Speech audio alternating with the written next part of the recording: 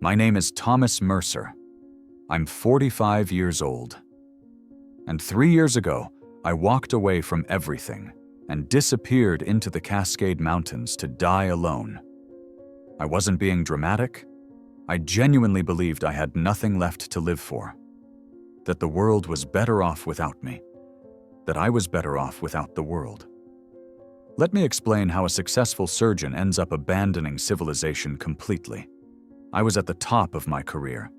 Cardiovascular surgeon at Portland General Hospital. One of the best in the Pacific Northwest.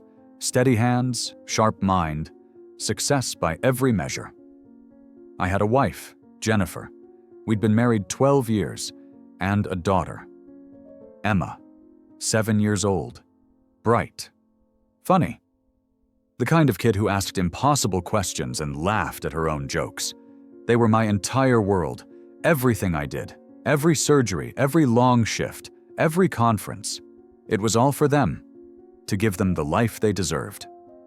February 14th, 2018, Valentine's Day. I was in surgery. Emergency case. Man in, his 50s. Massive heart attack. We worked on him for 6 hours, saved his life. While I was saving a stranger, my wife and daughter were driving home from dinner. Black ice on the highway. Jennifer lost control. The car went off the road. They died instantly. Both of them. Gone before I even finished closing the incision on my patient. A colleague pulled me out of the surgical suite, told me what happened. I remember the words, but not the voice, not the face, just the sensation of the floor disappearing beneath me. The funeral was 3 days later. I don't remember it. Don't remember the faces, the condolences, the caskets. My mind protected me by erasing it all. But I remember the week after, staring at my hands, these hands that had saved hundreds of lives, hands that were steady even in the most critical moments, hands that had been saving a stranger while failing to save the only people who mattered. I couldn't operate after that. Couldn't even enter a hospital without my chest constricting. Without seeing Jennifer's face, Emma's smile, without feeling the crushing weight of cosmic injustice. I took a leave of absence, then resigned. Sold our house. Couldn't bear to be in the rooms where Emma had played, where Jennifer had cooked breakfast on Sunday mornings. Gave away most of our possessions, donated the money to charities, kept only what I could carry.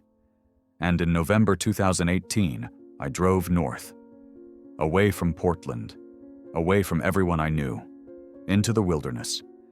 I found a valley in the Cascade Mountains, remote, unmapped, the kind of place hikers never reached because there were no trails leading to it. Built a cabin with my own hands, rough, basic, just 4 walls and a roof, enough to survive the winters. And I stayed. For 3 years, hunting, fishing, existing, speaking to no one but myself, waiting, maybe, to die, or at least to stop feeling. The first year was the hardest. Every day was a battle against memories, against guilt, against the voice in my head, asking why I deserved to survive when they didn't. The second year was numb. I functioned, survived, but felt nothing. The world became gray, flat, empty. The third year, I started to accept that this was it. This was my life now. Isolated, alone, slowly fading into the wilderness like a ghost. October 2021, 3 years into my exile, a brutal storm hit the mountains. Rain, wind, the kind of weather that makes you grateful for solid walls. I was in my cabin when I heard something that cut through the storm sounds. A scream, high-pitched, desperate, almost human. I tried to ignore it. Probably an injured animal. Not my problem. I'd stopped making things my problem. But the scream came again. And again. Something in it triggered the old instincts, the surgeon's instinct. Someone needs help.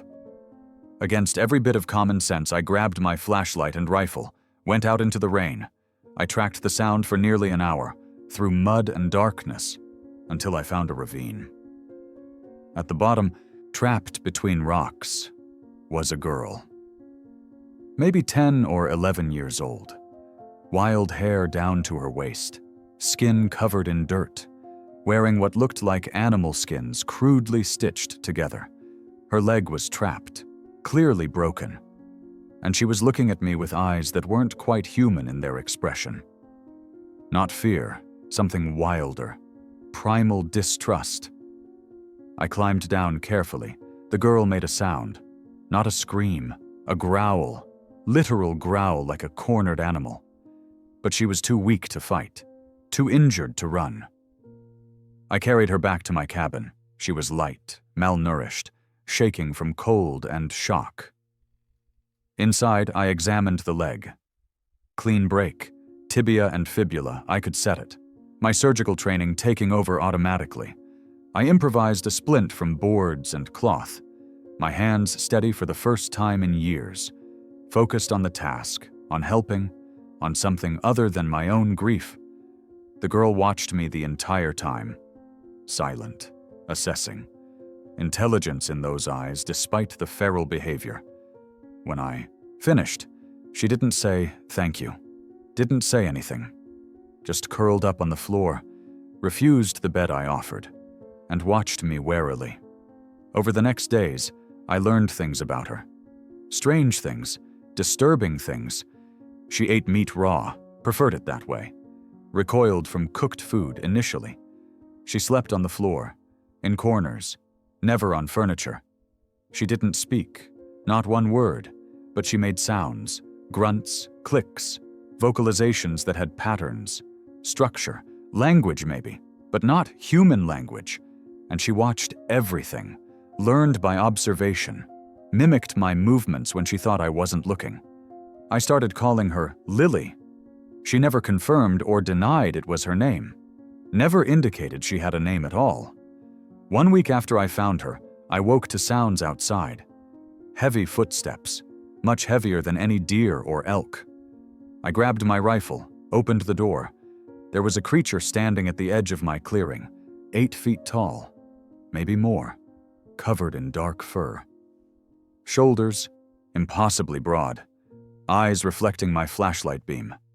Sasquatch, Bigfoot, the thing that science said couldn't exist, standing 20 feet from my cabin. Real, undeniable, impossible. My hands shook. First time in years my surgical hands had trembled. I raised the rifle. The creature didn't attack, didn't charge, just stood there, breathing heavily, looking past me, at the cabin window where Lily was watching. Lily made sounds, those clicks and grunts. The creature responded. Same sounds, same patterns. They were talking, having a conversation across species barrier. I lowered the rifle, understanding washing over me. This creature hadn't come to attack. It had come for Lily. This was her family, or the closest thing she had to family. I stepped aside, gestured toward the cabin.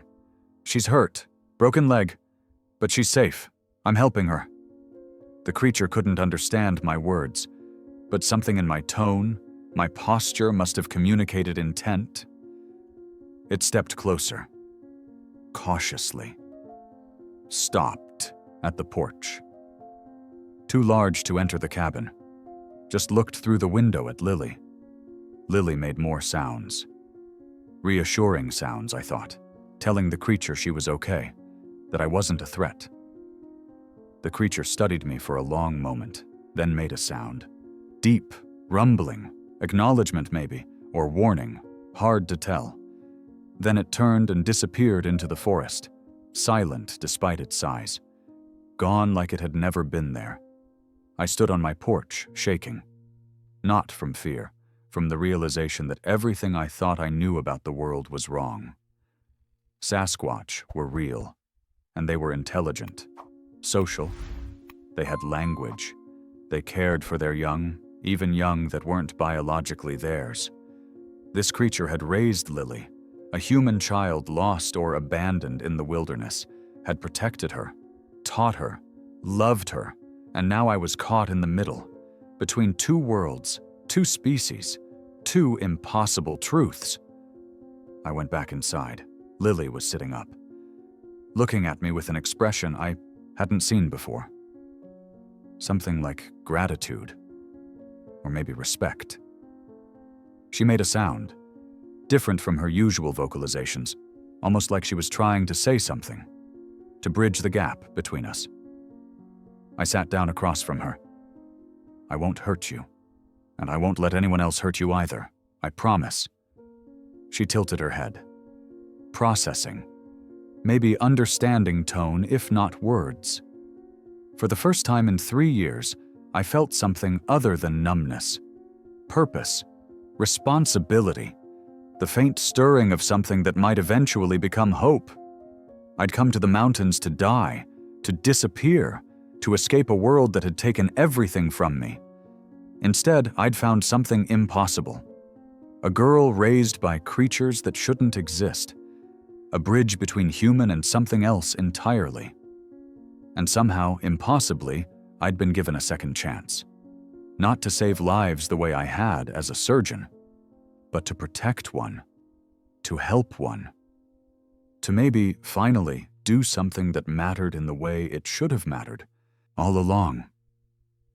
Lily's leg would take weeks to heal, and in that time, everything would change. For both of us. For the creature that visited nightly to check on her. For my understanding of what family meant. I didn't know it then. But finding Lily wasn't the end of my isolation. It was the beginning of something else entirely. Something that would teach me that the world I'd fled wasn't the only world. And that the life I'd lost wasn't the only life worth living. The first month with Lily was the strangest of my life. And I'd lived through the death of my family and 3 years of wilderness isolation. This was stranger than all of it. She healed fast, remarkably fast. The broken leg that should have taken 8 weeks was bearing weight in 4. Her body adapted and recovered with efficiency I'd never seen in human patients. Maybe it was youth, maybe it was the diet, or maybe living wild for years had changed her biology in ways I didn't understand. She still wouldn't speak, not in English, but she vocalized constantly, those clicks, grunts, and low rumbles. I started recording them, listening for patterns, structure. It was language, complex language. I was certain of it, and she was trying to teach me. When she wanted water, she'd make a specific sound. When she was hungry, a different sound. When she heard something outside, another sound entirely, always consistent, always intentional. I started mimicking her, repeating the sounds. She'd nod, actual nod, learned behavior from watching me, when I got them right. Shake her head when I didn't. By the end of November, we had a basic vocabulary. Maybe 30 sounds that I could produce well enough for her to understand. Water, food, fire, outside, sleep, danger. It wasn't much, but it was communication. Real communication. The creature, the one I'd started thinking of as the old one because of the gray in its fur, came every night, regular as clockwork. Around midnight, would stand at the edge of the clearing, make sounds toward the cabin. Lily would go to the window, respond. They'd have these conversations. 5-10 minutes. Then the old one would leave. I never felt threatened. The old one never approached the cabin aggressively. Just checked on Lily, made sure she was okay, made sure I was treating her well. One night in early December, I did something that would change everything. I opened the door while the old one was there, stepped out onto the porch, made the sound Lily had taught me for safe. The old one froze, stared at me. I'd just spoken its language, badly, but recognizably. Lily came to the door behind me, made encouraging sounds, telling the old one it was okay, that I was learning, that I was trying. The old one took a step closer, then another, cautious, testing, stopped maybe 10 feet from the porch. We stood there, man and Sasquatch, looking at each other, 2 species separated by evolution but connected by caring for the same child. I made another sound, the one Lily used for friend. My pronunciation was terrible, but the intent was clear. The old one rumbled, deep sound from its chest, not threatening, almost thoughtful. Then made a sound back. One I didn't know. Lily translated through gestures. The sound meant guardian or protector. The old one was calling me Lily's protector, acknowledging my role. That night marked a shift. The old one started coming closer, started staying longer, started, in its own way, accepting me. December passed. Lily's leg healed completely. She could walk, run, climb. She was ready to leave, to return to the forest, to her family. But she didn't. She stayed, splitting her time between the cabin and the forest, teaching me more of the language, learning bits of English from me. By January 2022, she could say a few words. Thomas? Water. Good. Yes. No. Her voice was rough, unused to human speech, but understandable, and I was learning her world. She'd take me into the forest, show me things, how to move silently, how to read tracks, how to find food sources I'd never noticed, how to see the forest the way Sasquatch saw it. The old one brought others eventually, carefully, one at a time. A female, probably Lily's primary caretaker, 2 juveniles.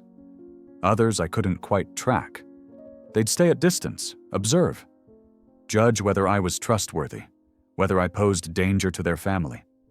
Lily vouched for me each time, made sounds that clearly meant safe and friend. And slowly, gradually, they accepted my presence. February 2022, a year since my family died. Usually the worst month, the anniversary month, the month I'd spend drowning in memories and guilt. But this year was different. I had purpose, responsibility, work that mattered. I was building a bridge between human and Sasquatch, between 2 worlds that had existed separately for thousands of years. Lily was the key. She belonged to both, understood both, could translate not just language but intent, culture, meaning. One evening, Lily asked me something I'd been dreading. Her English was better now, still broken but functional. Thomas, why you here? Why you alone? I'd avoided this conversation, but she deserved truth. I had a family once, wife, daughter. They died. I couldn't save them, so I came here to be alone, to hide. Lily processed this. You healed me. You good healer. Why not say family? The question stabbed, but it was innocent. She didn't understand the complexity. I wasn't there. I was helping someone else when they needed me, and I've never forgiven myself for that. Lily was quiet for a long time, then said something that broke me. Old one says family is who stays, not who born together. You stay. I stay. We family now. I started crying. First time in years, real tears, not grief tears. Something else. Relief, maybe. Or acceptance. She was right. The old one was right. Family wasn't just blood, it was choice, commitment, staying even when it was hard. I'd lost my biological family, but I'd been given another chance, with a wild girl and a group of creatures that shouldn't exist. Spring came. The forest woke up. And so did I. For the first time since Jennifer and Emma died, I felt alive, connected to something larger than my own pain. Lily flourished.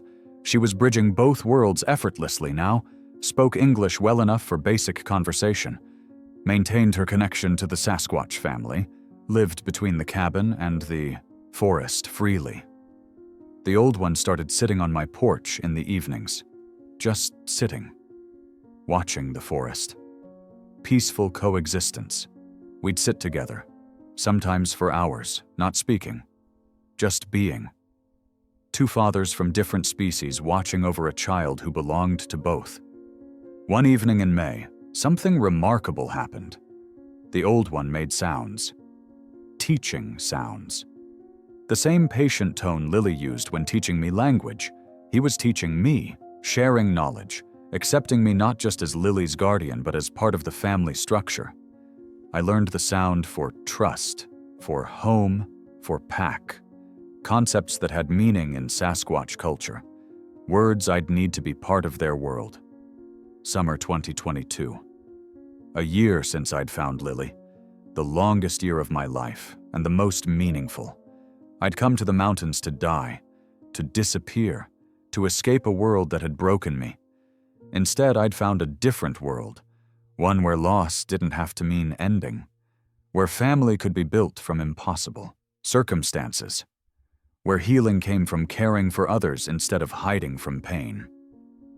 Lily was thriving, strong, happy, bilingual in human and Sasquatch language, comfortable in both worlds. The Sasquatch family had accepted me, allowed me into their territory, shared their space, trusted me with their most vulnerable member. And I had found purpose again, not as a surgeon saving strangers, but as a guardian protecting something precious, something unique, something the world would destroy if it ever knew it existed. One July evening, Lily asked me another difficult question. "Thomas, you go back to human world?" I looked at the cabin I'd built, the forest I'd learned to read, the porch where the old one sat beside me most nights. "No, this is home now. This is where I belong. What if humans come? Find us? Find them?" She gestured toward the forest where her Sasquatch family lived. It was a real concern. Hikers occasionally passed through, rangers patrolled sometimes. Eventually, someone would notice something. Ask questions. "Then I'll protect you, all of you. That's what family does." Lily smiled, first real smile I'd seen on her face. "Old one right, you good guardian. Better than humans who leave. You stay." That night, lying in my bed, Lily in her chosen corner on the floor, still preferring it to furniture, I realized something profound. I'd spent 3 years punishing myself for not being there when my family needed me, for choosing work over presence, for making the wrong choice at the wrong time. But I'd been given a second chance, a different family, a different choice. And this time, I was choosing right, staying, protecting, being present, not as atonement, as purpose. Jennifer and Emma were gone. That loss would never stop hurting. But I could honor their memory by doing for Lily what I couldn't do for them, by staying, by being there, by choosing family over everything else. Fall approached, and with it, challenges I couldn't yet see, threats to the fragile peace we'd built. Decisions that would test everything I'd learned about family and sacrifice. But for now, in the summer of 2022, I was content. More than content. I was home, not in the cabin I'd built to hide from the world, but in the family I'd found by accident. The impossible family. The bridge between species that existed because a surgeon running from guilt and a girl raised by creatures of legend had found each other in the wilderness. And I would protect that family with everything I had, however long it lasted, whatever it cost. Because that's what you do when you're given a second chance. You don't waste it, you don't run from it, you stay, always stay. October 2022. A year and a half since I'd found Lily. Life had settled into a rhythm I never thought I'd find again. Mornings, Lily and I would forage together. She'd show me plants the Sasquatch ate, roots, berries, things I'd walked past for 3 years without noticing were edible.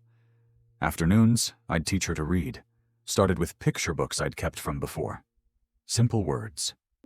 She learned fast, frighteningly fast. Evenings the old one would visit, sometimes alone, sometimes with others from the family. We'd sit together, share food occasionally, communicate in our hybrid language of sounds and gestures. It was peace, real peace, the kind I thought I'd lost forever. Then the hikers came. I heard them before I saw them. Voices, laughter, the sounds of people who didn't know how to move quietly in wilderness. Lily heard them too, tensed immediately, made the warning sound. Danger. It's okay, just hikers. They'll pass through. But she was already moving, gathering her things, preparing to disappear into the forest the way she'd been taught. Lily, wait. They won't come this far. This valley isn't on any trail. She stopped, looked at me with those intelligent eyes. Humans find everything. Old One says. Humans always find, always take. There was fear in her voice. Real fear. She'd been told stories about what happens when humans discover things they don't understand. I won't let anyone hurt you, or your family. I promise. She wanted to believe me, but trust warred with instinct. Finally she nodded, stayed, but remained alert, ready to run. The hikers passed within a quarter-mile of my cabin, never saw it, never knew we were there, moved on toward the northern range, crisis averted, but it planted a seed of worry. If hikers were ranging this far, eventually someone would stumble onto us, onto evidence of the Sasquatch family, onto Lily. November brought the first snow, and with it, tracks. Impossible to hide tracks in snow. I did what I could. Swept areas near the cabin, created false trails leading away from Sasquatch territory. But it was futile. Snow told stories I couldn't erase. One morning I found something that turned my worry into fear. Boot prints, fresh, leading toward the valley. Someone had been here, recently, deliberately. I followed them. They circled my cabin, stopped at the porch. Someone had stood there, watching, observing. Then the tracks led into the forest, toward where the Sasquatch family usually stayed. My heart raced. I followed faster, tracking the way Lily had taught me. Found the person a mile in. A man, maybe 30. Expensive outdoor gear, camera equipment. He was setting up trail cameras, lots of them. I approached quietly. He didn't hear me until I spoke. This is private property. You need to leave.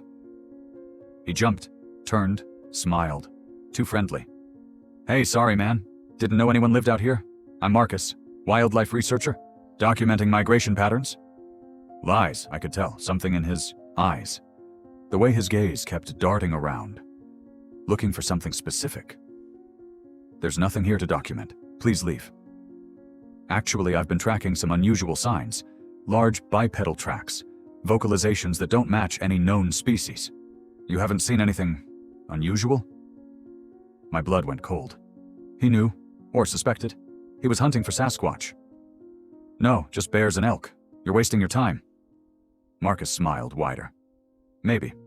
But I've got permits. Public land starts 50 yards that way. He pointed. I've got every right to be here. He was right. I couldn't force him to leave. Couldn't threaten him without raising suspicion. Just stay away from my property, and be careful. These mountains are dangerous. Oh, I'm always careful. Very careful. I left, went back to warn Lily. Warn the Old One. Someone was looking. Someone who wouldn't give up easily. That night, the Old One came earlier than usual. Agitated. Made urgent sounds. Others were with him. The female. The juveniles. The whole family, Lily translated.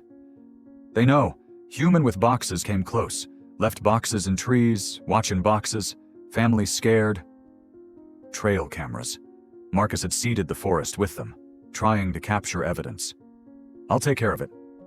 I spent the next 3 days finding and destroying every trail camera I could locate. 18 of them. Expensive equipment, smashed beyond repair. Marcus came back 2 days later. Furious. Found me at my cabin. You destroyed my cameras. Thousands of dollars worth of equipment. That's a crime. They were on my property. I can remove anything I want from my own land. Most of them were on public land. That's vandalism. Prove it. Prove where they were. You don't have GPS coordinates. Just claims. We stared at each other. He knew I knew what he was after. I knew he wouldn't stop. There's something here, something important, and I'm going to find it, with or without your cooperation. There's nothing here but wilderness. Go home. I left. But I knew he'd be back. People like him didn't give up. They became obsessed, consumed. December 2022. Marcus returned. With others this time, a whole team, 5 people, more equipment, more cameras, more determination. They set up a base camp on public land, just outside the valley, close enough to access Sasquatch territory daily. Lily stopped coming to the cabin. Too dangerous. She stayed with her family deeper in the forest. I saw her occasionally. Brief visits, updates. The family was moving, relocating to areas farther from human presence. But it was winter. Hard to travel. Hard to find new territory. January 2023. The research team got their first evidence. Distant footage of something large and bipedal moving through trees. Blurry, inconclusive, but suggestive. Marcus was ecstatic. I heard him talking to his team. "This is it. This is what I've been searching for. We're close. So close." They intensified their efforts. More cameras. Motion sensors. Audio recorders. A systematic grid covering square miles. February 2023. The old one came to my cabin. First time in months. He looked different, stressed, thinner. The family wasn't thriving under this pressure. He made sounds, complex sounds. Lily had taught me many, but not all. I caught fragments. Leave? Humans? Dangerous? Help? He was asking me something. Asking if they should leave entirely. Abandon territory they'd held for generations because of human intrusion. "No, don't leave. This is your home. I'll make them leave." How? I had no idea. But I'd figure something out. I had to. March 2023. I did something desperate. Something that would change everything. I went to Marcus's camp, found him alone, sat down. "We need to talk." "I'm listening." "What you're looking for, they're real. They exist. But if you expose them, you'll destroy them.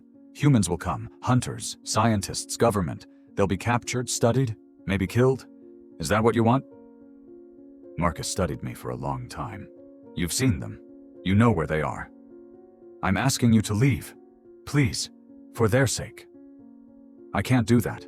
This is the discovery of a century, maybe of human history. The world deserves to know." "The world will destroy them. You know that." "Or protect them. Conservation. Protected status. This could save the species." "Or doom them. You're gambling with lives that aren't yours to risk." We sat in silence. Finally, Marcus spoke. "I'll make you a deal. Show me. Let me meet them. Document them properly. I'll keep the location secret. No GPS coordinates, no maps. Just proof they exist. That's all I need. And if I refuse? Then I keep searching. Keep pushing deeper. Eventually I'll find them. And when I do, I'll have no reason to protect their location. Your choice."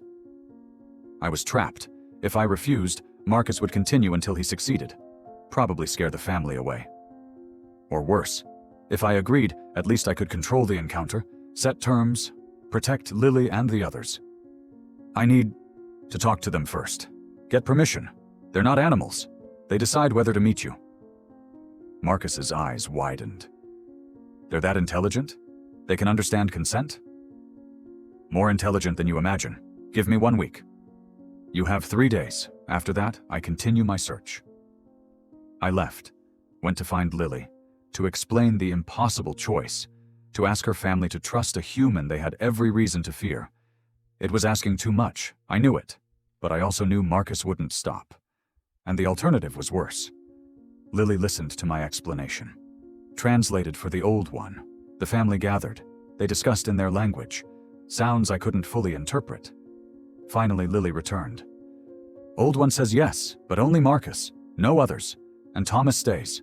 Guardian stays with family." "I'll stay, I promise. I'll be there every moment." 3 days later, I brought Marcus to the meeting point. Blindfolded him for the last half mile. Couldn't risk him knowing the exact location.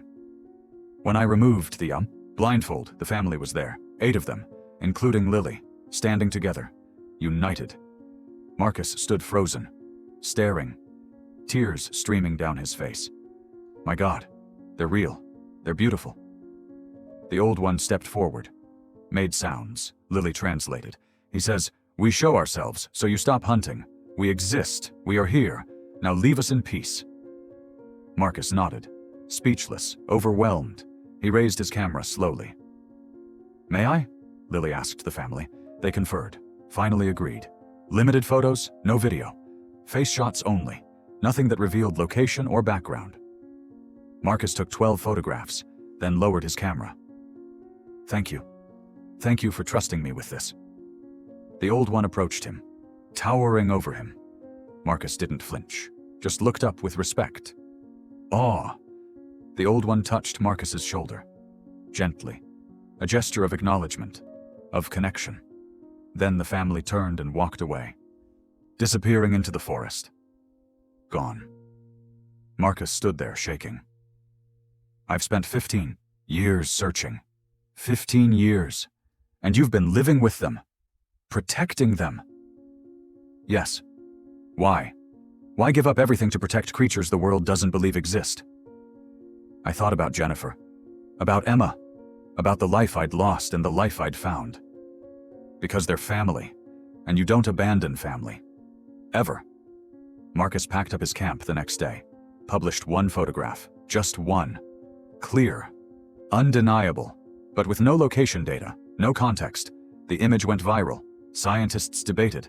Skeptics called it fake. But Marcus refused to provide more information, refused to reveal where, who, how.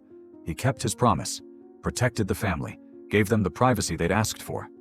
And I learned something important. Not all humans would destroy what they discovered. Some would protect it, honor it, respect it. But we'd been lucky. Marcus was one of the rare good ones. Next time we might not be so fortunate. Spring 2023. After Marcus left, things returned to a fragile normalcy. But everything had changed. The family knew now that hiding wasn't enough, that humans would always search, always push deeper. The old one came to my cabin more frequently. We'd sit together on the porch, two guardians watching over something precious, something vulnerable. One evening in April, he did something he'd never done before. Entered the cabin, had to duck low to fit through the door. But he came inside, sat on the floor across from me. Lily translated. He says, "Thank you for protecting, for staying, for choosing us over human world. I didn't choose you over the human world. I chose family. You are my family now." The old one made sounds, long, complex sounds. Lily struggled to translate. He says his mate died. Long ago, before Lily, he raised young ones alone, thought he would always be alone. Then found Lily, then found you. Says, family is who stays when leaving is easier. I understood. The old one had lost his mate. I'd lost mine. We'd both found new purpose in protecting Lily, in building something from shared loss. Tell him I understand. Tell him I'm honored to be part of this family. That night marked a shift. I wasn't just tolerated. I was truly accepted. Part of the family structure. Given a role, a place, a purpose. Summer brought Lily's transformation. She was 12 now, growing, changing, becoming something unique, neither fully human nor fully Sasquatch. Something between, something new. Her English was fluent. She could read now. Basic books, but reading. Could write simple sentences. The human part of her education progressing. But she was also fluent in Sasquatch language. Could communicate complex ideas, navigate their social structure, understand their cultural rules. The wild part of her preserved. She asked me questions constantly, about the human world, about medicine. She knew I'd been a surgeon, about why I'd left. One July evening, she asked the, question I'd been avoiding. "Thomas, will I ever meet humans? Other humans? Or stay hidden forever?" I didn't have a good answer. I don't know. The world isn't ready for you, for them. People fear what they don't understand. But Marcus understood. He saw family, not monsters. Marcus was rare, special. Most humans wouldn't react that way. So I stay hidden? Forever? Never have human friends? Never live in both worlds? The pain in her voice broke me. She was 12, growing up, wanting connection beyond the small family she had. Natural, normal, impossible. Maybe someday, when you're older, when you can make that choice yourself. But right now it's too dangerous. She accepted it. But I could see the loneliness, the isolation.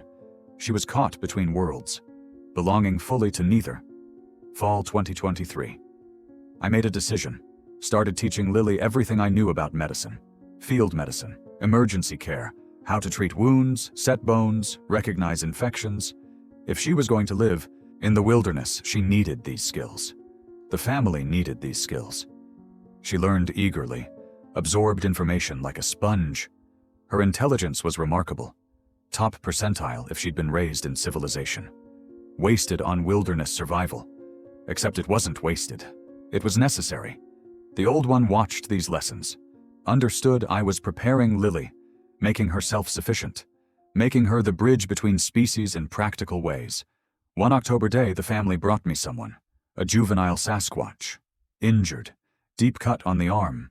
Infected. They'd brought their wounded to me, trusting me to heal them, accepting me as family healer. I treated the infection, cleaned the wound, showed Lily every step. She assisted, learned.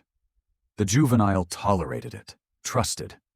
When I finished, the juvenile's mother approached, made sounds, gratitude, acceptance, trust. I'd become what I'd been trained to be, a healer, but for a family I'd never imagined, in ways I'd never expected. Winter, 2023-2024. Harsh winter, heavy snow, difficult hunting. The family struggled. I shared my supplies, dried meat, preserved food, whatever I could spare. It wasn't enough for 8 Sasquatch, but it helped. The old one taught me to hunt their way, silently, efficiently, using tools I'd never considered. We hunted together, brought down deer, shared the meat. I was learning skills that would have seemed impossible 3 years ago, becoming more wild, more adapted, more part of their world. Lily noticed the change. "Thomas, you're different now, less human, more like us." "Is that bad?" "No, good. Means you're home, really home." She was right. I was home, in ways Portland never was, in ways the life I'd fled never offered. I'd lost Jennifer and Emma. That pain never disappeared. But it had transformed, become part of me without consuming me. Memory without destruction. I could think about them now without drowning. Could remember the good without being crushed by the loss. February 2024, 5 years since they died. The anniversary date, usually the worst day of the year. But this year, I woke to find Lily had made something. A carving. Crude but intentional. 3 figures. 1 large. 2 small. Family. "Old one helped. We made for you, for family you lost. So they not forgotten," I cried. But not grief tears. Gratitude tears. Lily had understood, had honored my loss, had given me permission to remember without guilt. "Thank you. This means everything." They part of why you here, why you found me, why you stayed. They brought you to new family. Maybe she was right. Maybe Jennifer and Emma's death had led me here, to this impossible family, this unexpected purpose, not as punishment, as path. Spring 2024. Lily turned 13, transitioning into adolescence, asking harder questions, wanting more from life than wilderness survival. "Thomas, when I'm older I want to help others, like you helped me, like you help family, but how? If I stay hidden? I don't know, but we'll figure it out together. Maybe there's a way to bridge both worlds, to help both species understand each other." You already did that. With Marcus. You showed that humans and Sasquatch can coexist, can communicate, can respect each other. That was one person, one encounter. It's not enough to change the world. Every change starts with one person. Old one says, "You're that person for us. I could be that person for others." Her wisdom startled me. 13 years old, and seeing possibilities I couldn't imagine. Maybe she was right. Maybe she was the future, the real bridge, but not yet. Not while she was still young, still vulnerable, still needing protection. Summer 2024. Present day. I'm 45 years old. 5.5 years since I disappeared into these mountains. 3 years since I found Lily. My life is unrecognizable from what it was. I'm not a surgeon anymore. Not a citizen of Portland. Not part of civilization. I'm a guardian, a father figure to a girl raised by Sasquatch. A member of a family that exists outside human understanding. I teach Lily. She teaches me. We bridge the gap between species, between worlds, between possible and impossible. The old one is aging, I can see it. Gray spreading through his fur, movement slower. He won't live forever. None of us will. But the family is strong, growing. 3 new juveniles born in the past 2 years. The species survives, thrives even. And they trust me. Allow me into their most private moments. Include me in their decisions. Value my input. I've found what I lost. Not a replacement, never a replacement, but a different kind of family, built from loss and choice and staying when leaving was easier. People ask me sometimes, in my imagination, since I speak to no real people, if I regret it. Giving up civilization, living in isolation, protecting creatures the world doesn't believe exist. I don't. Not for a second. I regret not being there when Jennifer and Emma needed me. That will never stop hurting.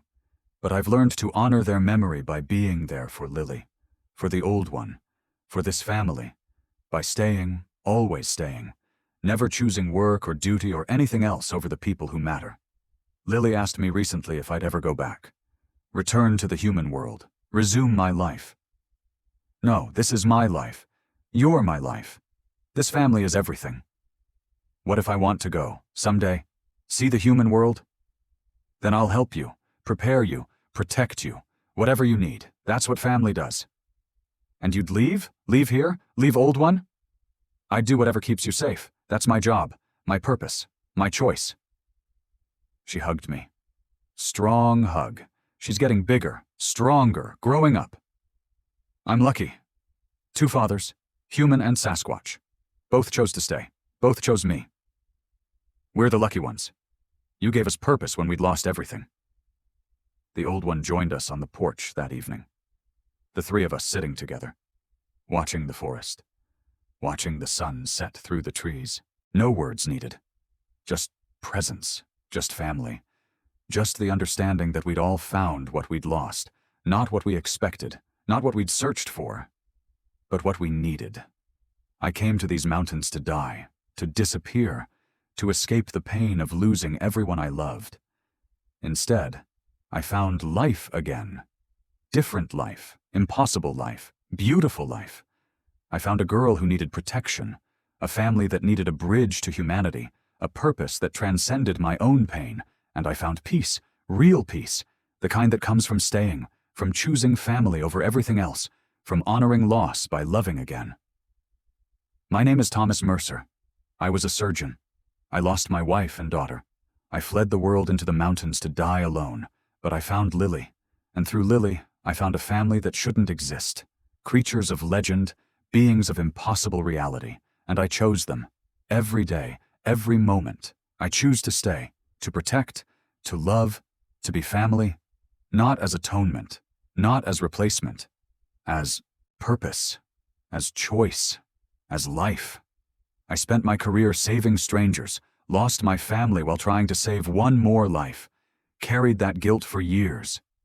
But I've learned something important in these mountains, with this impossible family, with Lily and the old one and the others.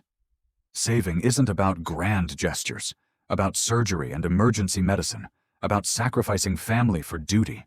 Saving is about staying, being present, choosing the people you love over everything else, every single time. I couldn't save Jennifer and Emma, but I can save Lily, protect her, be there for her, choose her, every day. That's salvation, for her and for me. The world moved on without me, doesn't know I exist, doesn't care that I disappeared. But this family knows. This family cares. This family needs me, chose me, accepts me, and that's enough. More than enough. That's everything. I fled the world into the mountains, found a girl raised by Bigfoot, found an impossible family, found purpose in the place I'd expected to find only death. And I'm never leaving, never running again, never choosing anything over staying, over being present, over being family. This is home. This is life. This is where I belong. Forever.